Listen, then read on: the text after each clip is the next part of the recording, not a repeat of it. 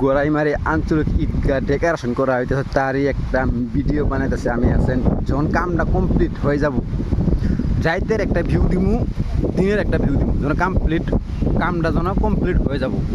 তো এটা কিন্তু রাস্তার লগের একটা ডিজাইন দেখছেন, এটা এরকম দুই সাইড দিয়ে কাপড় বাঁশবাদি দিয়ে কাপড় বানিয়ে দেওয়া হয়েছে।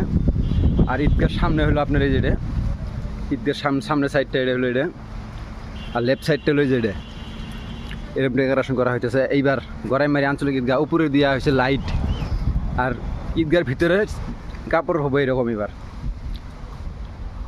চারের সাইড কাপড় হবো, এটা কিন্তু ঈদগার ভিতরে।